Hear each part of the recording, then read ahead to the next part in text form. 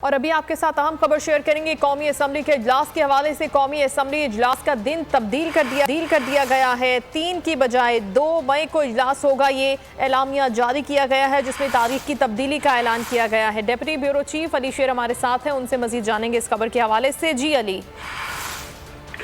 जी बिल्कुल, स्पीकर कौमी असम्बली की तरफ से कौमी असम्बली का इजलास जो मुलतवी किया गया था बुध के रोज 4 बजे तक, अब उसका एक नया एलामिया सामने आ गया है और अब वो बुध की बजाय 2 मई को जो है वो तलब कर लिया गया है।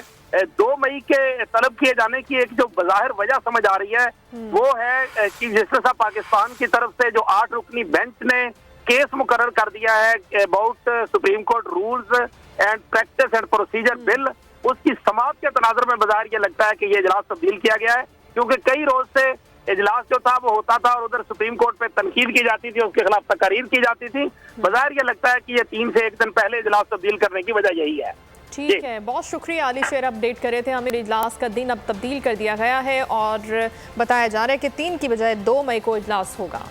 हवाए नफ्स की है हुक्मरानी, लुटेरा कर रहा है पासबानी। बोल न्यूज के मार्केटिंग हेड आकाश राम ताहा लापता, तफ्तीशी इदारे जवाब देने से कासिर। अहले खाना परेशान, बेटे की जुदाई में माँ गम से निढाल। जो बच्चो हिंदू पर आए थे जो को पाकिस्तानी, मुझे मेहरबानी करे पंहिंजो आकाश वापस कयो। हुकूमत से बेकसूर और मुहिब्बे वतन बेटे की बाजियाबी के लिए फरियाद। आकाश राम के अगवा के खिलाफ अहले खाना की जानिब से सुप्रीम कोर्ट में दरख्वास्त दायर। सुप्रीम कोर्ट के चीफ जस्टिस उमर अता बंदियाल से आकाश राम के अहले खाना की जल्द समाअत की इस्तदा। मुश्किल की इस घड़ी में आलमी मीडिया ने भी उठाई आवाज।